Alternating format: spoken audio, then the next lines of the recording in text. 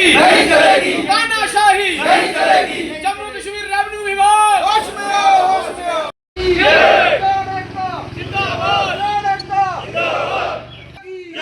भारत माता की वंदे मातरम, वंदे मातरम। किसान एकता जिंदाबाद, किसान एकता जिंदाबाद।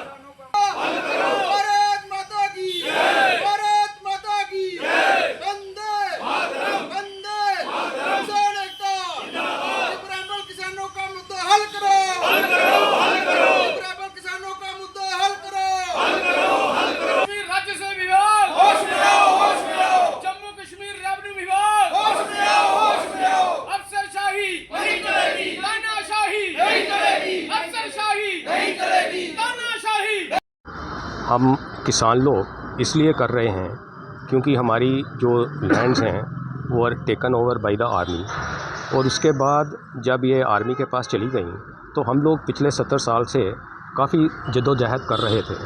फिर आखिरकार हार थक के हम लोग कोर्टों में गए, और जब हम कोर्ट में गए तो कोर्ट ने इसका फ़ैसला किया, और 21 में कोर्ट ने फ़ैसला कर दिया कि ये ज़मीनें जो हैं आप इनको एक्वायर कीजिए, और इन लोगों को जो ओनर्स हैं, लैंड ओनर्स, इनका पैसा इनको दीजिए। फिर उसके बाद जब ये केस ख़त्म हो गया तो हम लोगों ने कंटेम्प्ट कोर्ट में फ़ाइल की। कोर्ट्स में कंटेम्प्ट करने के बाद फिर गवर्नमेंट ऑफ इंडिया ने सैंक्शंस भेजी, और ये लिखा कि हम लोग ये एक्वायर करेंगे, और इंडेंट भी भेज दिया वापस कि इतना पैसा जो है एज़ पर कनाल के रेट लगा के ये वापस पैसा यहाँ आ गया। उसके बाद यहाँ फिर बात चली कि भाई 1952 में, क्योंकि स्टेट एक्ट 19 में ख़त्म हो गया, जब हमारा रीऑर्गेनाइजेशन हुआ 370 ख़त्म हुआ तो सेंट्रल एक्ट्स एप्लीकेबल हो गए, तो 1952 का एक्ट जो है वो एप्लीकेबल हो गया हमारे जम्मू कश्मीर को भी। तो 1952 के उसमें कॉम्पिटेंट अथॉरिटी जो था वो डिक्लेयर नहीं था किसी को भी, तो उसके लिए कोर्ट ने बोला कि ठीक है आप कॉम्पिटेंट अथॉरिटी बनाइए।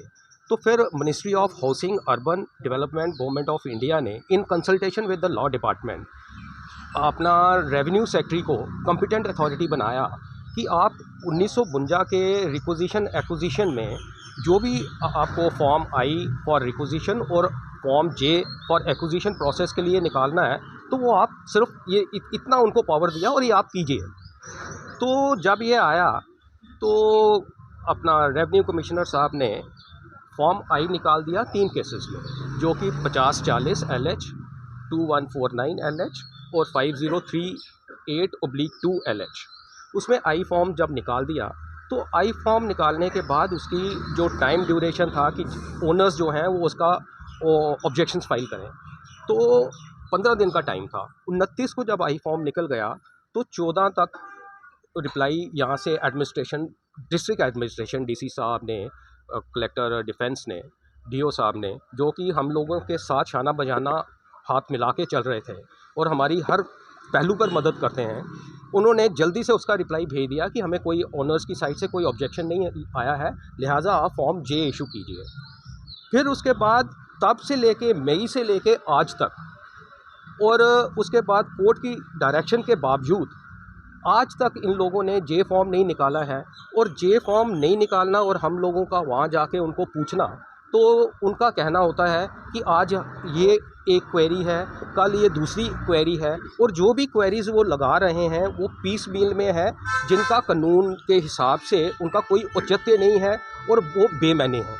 इसलिए आज हम लोगों ने ये सोचा कि कोर्ट में तो हम लड़ ही रहे हैं, वहाँ तो कंटेम्प्ट्स हमारी पड़ी हैं और हम वहाँ कोर्ट में लड़ाई चल रही है, क्यों ना हम एक पब्लिक ओपिनियन बाहर भी फॉर्मेशन करें कि लोग रेवेन्यू डिपार्टमेंट जो कि पर्टिकुलर रेवेन्यू कमिश्नर के ऑफिस में, कि उन लोगों को बताएं कि अब ये चीज़ें नहीं चलने वाली हैं। अब लोग जो हैं वो काफ़ी अक्लमंद हो गए हैं, वो समझदार हो गए हैं, और उनको पता है कि आप ये क्वेरीज़ लगा रहे हैं, क्यों लगा रहे हैं, किस वजह से लगा रहे हैं। अब इसका जवाब हम तो नहीं दे सकते हैं, इसका जवाब वो बेटर दे सकते हैं, क्योंकि उनको अगर गज़ट देखा जाए तो उनको वही एम्बिट है और वही सेक्शंस के मद्देनज़र उनको रख के तो चलना है। उसके बाहर जाके अगर वो कुछ करते हैं तो वो ये अफसरशाही है। तो इसलिए आज हम ये सारे इकट्ठे हुए हैं, ये एक उनको मैसेज एक कन्वे करने के लिए कि अगर ये आप जल्दी से जल्दी हमारा मसले हल नहीं करेंगे तो लोग जो हैं वो कन्फ्रंटेशन पे आएंगे, कल को रोड्स पे आएंगे। तो इसलिए वो चीज़ें अवॉइड करने के लिए हम रेवेन्यू डिपार्टमेंट को, एडमिनिस्ट्रेशन को कहते हैं कि आप जल्दी से जल्दी ये मसले हल कीजिए। हमारे senior advocate high court Khajuria ji ने इन चीज़ों को ब्रीफ किया, उसमें थोड़ी बहुत चीज़ें ऐड करूंगा, ज़्यादा तो मैक्सिमम उन्होंने सारी चीज़ों को कवर कर लिया। ये जो हमारी एडमिनिस्ट्रेशन का रवैया है ये पब्लिक के अनुकूल बिल्कुल नहीं है। फिर से एक बार मैं कहना चाहूँगा, हम चेतावनी देना चाहते हैं इस ब्यूरोक्रेसी को, इन ऑफिसरों को, कि अगर आप हमारे मुद्दों पे सीरियसली फोकस नहीं करेंगे तो हमारे बच्चे, हमारे घर की औरतें, हम सभी लोग सड़कों पे प्रोटेस्ट करने पे मजबूर होंगे, क्योंकि ये तानाशाही रवैया पब्लिक के बिल्कुल खिलाफ है। देखिए, नोटिफिकेशन की जहाँ तक बात करी तो फार्म आई की नोटिफिकेशन 29 अप्रैल को जिस तरह से निकली है, उसके 15 दिन बाद उसकी फार्म जे की नोटिफिकेशन आनी चाहिए थी। लेकिन उसमें लगातार जो क्वायरी, जिस तरह से खजूरिया साहब ने कहा कि कानूनी रूप से उसकी कोई रेलिवेंस नहीं है जिन क्वायरीज़ की, वहाँ पे एक चीज़ का भी क्वायरी का जिक्र हो रहा था कि वो मतलब एक क्वायरी निकाली है कि हमें पर्टिकुलरली बताया जाए कि फॉरेस्ट की लैंड कितनी है, स्टेट लैंड कितनी है, वगैरह वगैरह। तो रेवेन्यू डिपार्टमेंट ने उनको जो एक्विडेंस रोल दिए हैं उसमें पर्टिकुलरली जो गिरदावरियाँ लगती हैं जो जमाबंदियों में, वो चीज़ मेंशन रहती है कि मतलब ये ज़मीन की किस्म कौन सी है, ये फॉरेस्ट के पास है या फिर सिविल लोगों के पास है या किसके पास है। तो ये अननेसेसरीली जो क्वेरियाँ लगाई जा रही हैं, इन्हें तुरंत इन चीज़ों को छोड़ के पब्लिक के हित में फ़ैसले लेने चाहिए। क्योंकि आज 23 अगस्त 2021 में कोर्ट का फ़ैसला आया था और 4 साल से ये हमारे किसान लोग जो हैं आज भी उसका मतलब बाट जो रहे हैं कि हमारे मसलों का हल हो, जो कि अभी तक नहीं हो पाया। धन्यवाद।